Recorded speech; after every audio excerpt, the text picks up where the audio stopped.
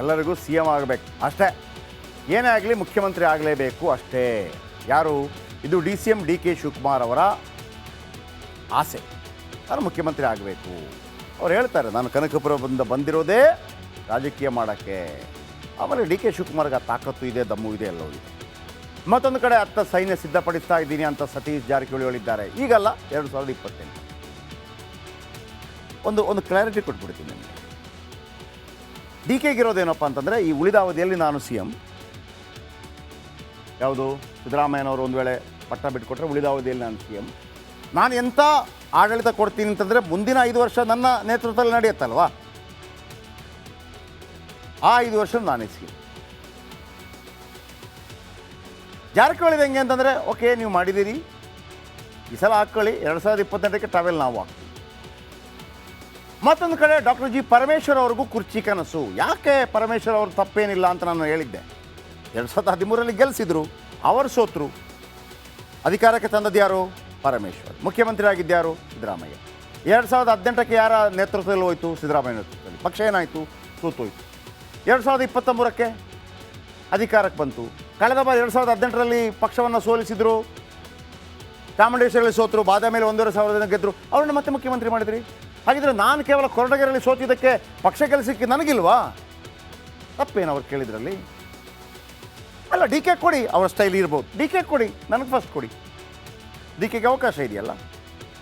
D K ಒಬ್ಬರು ಕಲಿಸಿದ್ದಲ್ವಲ್ಲ, ಸಿದ್ದರಾಮಯ್ಯ ಕೂಡ ಇದ್ರಲ್ಲ. ಸಿದ್ದರಾಮಯ್ಯ 2018ರಲ್ಲಿ ಪಕ್ಷವನ್ನು ಅಧಿಕಾರಕ್ಕೆ ತರಲಿಲ್ಲಲ್ವಾ? ನಾನು 2013ರಲ್ಲಿ ತಂದೆ ಅಲ್ವಾ? ನಾನು ಸೋತಿದ್ದಿರ್ಬೋದು ಆ ಟೈಮಲ್ಲಿ. ಸಿದ್ದರಾಮಯ್ಯವ್ರಿಗೆ ಸೋತವ್ರಿಗೆ 2023ರಲ್ಲಿ ಮತ್ತೆ ಮಾಡಿದ್ರಿ, ನನಗೂ ಮಾಡಿ. ಇದೇ ಕಾರಣಕ್ಕೆ ಪರಂ ಸತೀಶ್ ಭೋಜನಕೂಟ. ಪರಮೇಶ್ವರ ಆಗೋದಿದ್ದರೆ ಸತೀಶ್ ಜಾರಕಿಹೊಳಿದೇನು ಕಿರಿಕಿರಿ ಇಲ್ಲ.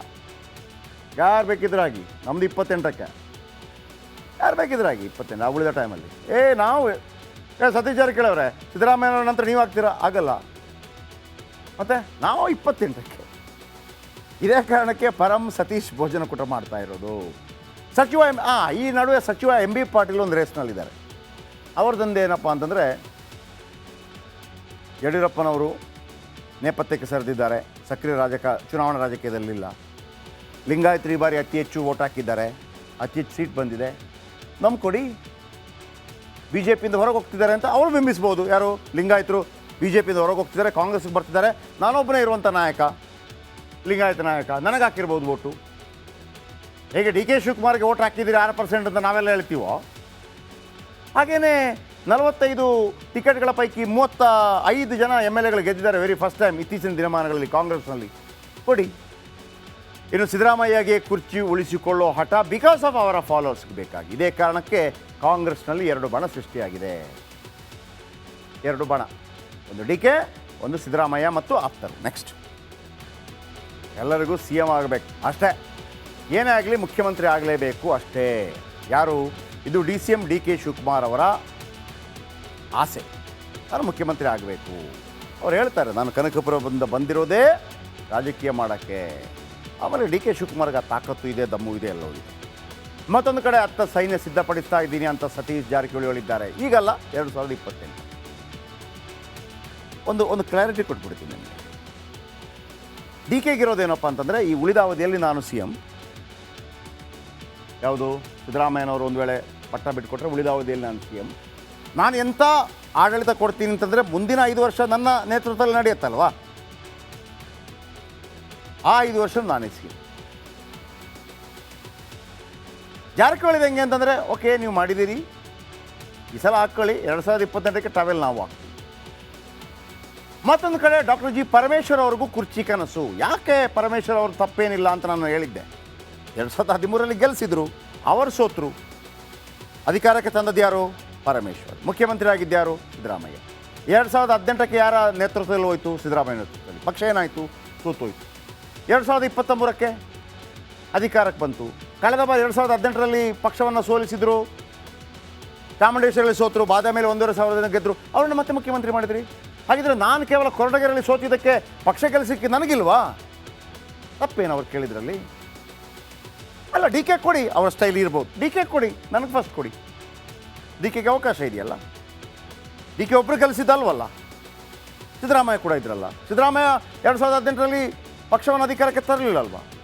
ನಾನು 2013ರಲ್ಲಿ ತಂದೆ ಅಲ್ವಾ? ನಾನು ಸೋತಿದ್ದಿರ್ಬೋದು ಆ ಟೈಮಲ್ಲಿ. ಸಿದ್ದರಾಮಯ್ಯವ್ರಿಗೆ ಸೋತವ್ರಿಗೆ 2023ರಲ್ಲಿ ಮತ್ತೆ ಮಾಡಿದ್ರಿ, ನನಗೂ ಮಾಡಿ.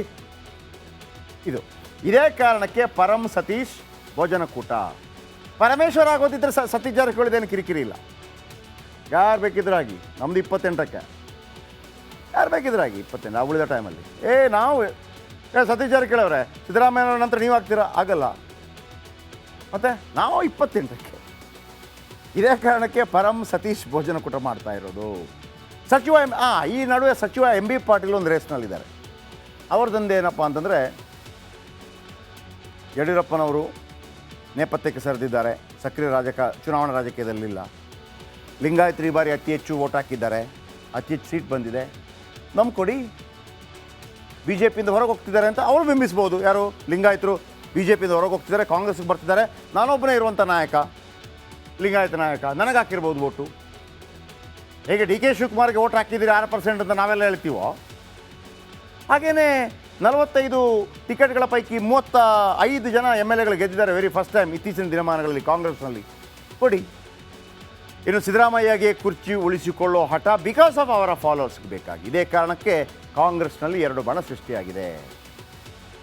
2 ಬಣ, ಒಂದು ಡಿ ಕೆ, ಒಂದು ಸಿದ್ದರಾಮಯ್ಯ ಮತ್ತು ಆಪ್ತರು. ನೆಕ್ಸ್ಟ್ ಎಲ್ಲರಿಗೂ CM ಆಗಬೇಕು ಅಷ್ಟೇ, ಏನೇ ಆಗಲಿ ಮುಖ್ಯಮಂತ್ರಿ ಆಗಲೇಬೇಕು ಅಷ್ಟೇ.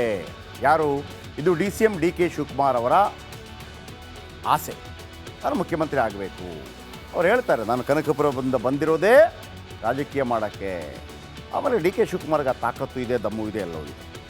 ಮತ್ತೊಂದು ಕಡೆ ಅತ್ತ ಸೈನ್ಯ ಸಿದ್ಧಪಡಿಸ್ತಾ ಇದ್ದೀನಿ ಅಂತ ಸತೀಶ್ ಜಾರಕಿಹೊಳಿ ಹೇಳಿದ್ದಾರೆ. ಈಗಲ್ಲ, 2028. ಒಂದು ಕ್ಲಾರಿಟಿ ಕೊಟ್ಬಿಡ್ತೀನಿ ನಿಮಗೆ. ಡಿ ಕೆಗಿರೋದೇನಪ್ಪ ಅಂತಂದರೆ, ಈ ಉಳಿದ ಅವಧಿಯಲ್ಲಿ ನಾನು CM. ಯಾವುದು? ಸಿದ್ದರಾಮಯ್ಯನವರು ಒಂದು ವೇಳೆ ಪಟ್ಟ ಬಿಟ್ಟುಕೊಟ್ರೆ ಉಳಿದ ಅವಧಿಯಲ್ಲಿ ನಾನು CM. ನಾನು ಎಂಥ ಆಡಳಿತ ಕೊಡ್ತೀನಿ ಅಂತಂದರೆ, ಮುಂದಿನ 5 ವರ್ಷ ನನ್ನ ನೇತೃತ್ವದಲ್ಲಿ ನಡೆಯುತ್ತಲ್ವಾ, ಆ 5 ವರ್ಷ ನಾನೇ CM. ಜಾರಕಿಹೊಳಿದು ಹೆಂಗೆ ಅಂತಂದರೆ, ಓಕೆ ನೀವು ಮಾಡಿದ್ದೀರಿ, ಈ ಸಲ ಹಾಕ್ಕೊಳ್ಳಿ, 2028ಕ್ಕೆ ಟ್ರಾವೆಲ್ ನಾವು ಹಾಕ್ತೀವಿ. ಮತ್ತೊಂದು ಕಡೆ ಡಾಕ್ಟರ್ ಜಿ ಪರಮೇಶ್ವರ್ ಅವ್ರಿಗೂ ಕುರ್ಚಿ ಕನಸು. ಯಾಕೆ ಪರಮೇಶ್ವರ್ ಅವರು ತಪ್ಪೇನಿಲ್ಲ ಅಂತ ನಾನು ಹೇಳಿದ್ದೆ. 2013ರಲ್ಲಿ ಗೆಲ್ಲಿಸಿದ್ರು, ಅವರು ಸೋತರು. ಅಧಿಕಾರಕ್ಕೆ ತಂದದ್ದು ಯಾರು? ಪರಮೇಶ್ವರ್. ಮುಖ್ಯಮಂತ್ರಿ ಆಗಿದ್ದ್ಯಾರು? ಸಿದ್ದರಾಮಯ್ಯ. 2018ಕ್ಕೆ ಯಾರ ನೇತೃತ್ವದಲ್ಲಿ ಹೋಯಿತು? ಸಿದ್ದರಾಮಯ್ಯ ನೇತೃತ್ವದಲ್ಲಿ. ಪಕ್ಷ ಏನಾಯಿತು? ಸೋತೋಯ್ತು. 2023ಕ್ಕೆ ಅಧಿಕಾರಕ್ಕೆ ಬಂತು. ಕಳೆದ ಬಾರಿ 2018ರಲ್ಲಿ ಪಕ್ಷವನ್ನು ಸೋಲಿಸಿದ್ರು, ಚಾಮುಂಡೇಶ್ವರಿಯಲ್ಲಿ ಸೋತರು, ಬಾದಾಮಿಯಲ್ಲಿ 1,500 ಜನ ಗೆದ್ದರು, ಅವ್ರನ್ನ ಮತ್ತೆ ಮುಖ್ಯಮಂತ್ರಿ ಮಾಡಿದ್ರಿ.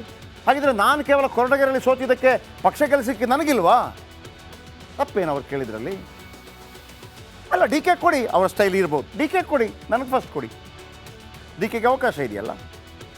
ಡಿ ಕೆ ಒಬ್ಬರು ಕಲಿಸಿದ್ದಲ್ವಲ್ಲ, ಸಿದ್ದರಾಮಯ್ಯ ಕೂಡ ಇದ್ರಲ್ಲ. ಸಿದ್ದರಾಮಯ್ಯ 2018ರಲ್ಲಿ ಪಕ್ಷವನ್ನು ಅಧಿಕಾರಕ್ಕೆ ತರಲಿಲ್ಲ ಅಲ್ವಾ? ನಾನು 2013ರಲ್ಲಿ ತಂದೆ ಅಲ್ವಾ? ನಾನು ಸೋತಿದ್ದಿರ್ಬೋದು ಆ ಟೈಮಲ್ಲಿ. ಸಿದ್ದರಾಮಯ್ಯವ್ರಿಗೆ ಸೋತವ್ರಿಗೆ 2023ರಲ್ಲಿ ಮತ್ತೆ ಮಾಡಿದ್ರಿ, ನನಗೂ ಮಾಡಿ. ಇದೇ ಕಾರಣಕ್ಕೆ ಪರಂ ಸತೀಶ್ ಭೋಜನಕೂಟ. ಪರಮೇಶ್ವರ ಆಗೋದಿದ್ದರೆ ಸತೀಶ್ ಜಾರಕಿಹೊಳಿದೇನು ಕಿರಿಕಿರಿ ಇಲ್ಲ. ಯಾರು ಬೇಕಿದ್ರಾಗಿ, ನಮ್ಮದು 28ಕ್ಕೆ, ಯಾರು ಬೇಕಿದ್ರಾಗಿ 28 ನಾವು ಉಳಿದ ಟೈಮಲ್ಲಿ. ನಾವು ಸತೀಶ್ ಜಾರಕಿಹೊಳಿ ಅವರೇ ಸಿದ್ದರಾಮಯ್ಯವ್ರ ನಂತರ ನೀವು ಆಗ್ತೀರಾ? ಆಗಲ್ಲ. ಮತ್ತು ನಾವು 28ಕ್ಕೆ. ಇದೇ ಕಾರಣಕ್ಕೆ ಪರಂ ಸತೀಶ್ ಭೋಜನಕೂಟ ಮಾಡ್ತಾ ಇರೋದು. ಸಚಿವ ಈ ನಡುವೆ ಸಚಿವ ಎಂ ಬಿ ಪಾಟೀಲ್ ಒಂದು ರೇಸ್ನಲ್ಲಿದ್ದಾರೆ. ಅವ್ರದ್ದೊಂದು ಏನಪ್ಪ ಅಂತಂದರೆ, ಯಡಿಯೂರಪ್ಪನವರು ನೇಪಥ್ಯಕ್ಕೆ ಸರಿದಿದ್ದಾರೆ, ಸಕ್ರಿಯ ಚುನಾವಣಾ ರಾಜಕೀಯದಲ್ಲಿಲ್ಲ. ಲಿಂಗಾಯತರು ಈ ಬಾರಿ ಅತಿ ಹೆಚ್ಚು ವೋಟ್ ಹಾಕಿದ್ದಾರೆ, ಅತಿ ಹೆಚ್ಚು ಸೀಟ್ ಬಂದಿದೆ, ನಮ್ಮ ಕೊಡಿ. ಬಿ ಜೆ ಪಿಯಿಂದ ಹೊರಗೆ ಹೋಗ್ತಿದ್ದಾರೆ ಅಂತ ಅವರು ಬಿಂಬಿಸ್ಬೋದು. ಯಾರು? ಲಿಂಗಾಯತರು ಬಿ ಜೆ ಪಿಯಿಂದ ಹೊರಗೆ ಹೋಗ್ತಿದ್ದಾರೆ, ಕಾಂಗ್ರೆಸ್ಗೆ ಬರ್ತಿದ್ದಾರೆ, ನಾನೊಬ್ಬನೇ ಇರುವಂಥ ನಾಯಕ, ಲಿಂಗಾಯತ ನಾಯಕ, ನನಗೆ ಹಾಕಿರ್ಬೋದು ವೋಟು. ಹೇಗೆ ಡಿ ಕೆ ಶಿವಕುಮಾರ್ಗೆ ವೋಟ್ ಹಾಕಿದ್ದೀರಿ 6% ಅಂತ ನಾವೆಲ್ಲ ಹೇಳ್ತೀವೋ, ಹಾಗೆಯೇ 45 ಟಿಕೆಟ್ಗಳ ಪೈಕಿ 35 ಜನ MLAಗಳು ಗೆದ್ದಿದ್ದಾರೆ ವೆರಿ ಫಸ್ಟ್ ಟೈಮ್ ಇತ್ತೀಚಿನ ದಿನಮಾನಗಳಲ್ಲಿ ಕಾಂಗ್ರೆಸ್ನಲ್ಲಿ. ಕೊಡಿ. ಇನ್ನು ಸಿದ್ದರಾಮಯ್ಯಗೆ ಕುರ್ಚಿ ಉಳಿಸಿಕೊಳ್ಳೋ ಹಠ ಬಿಕಾಸ್ ಆಫ್ ಅವರ ಫಾಲೋವರ್ಸ್ಗೆ ಬೇಕಾಗಿ. ಇದೇ ಕಾರಣಕ್ಕೆ ಕಾಂಗ್ರೆಸ್ನಲ್ಲಿ 2 ಬಣ ಸೃಷ್ಟಿಯಾಗಿದೆ.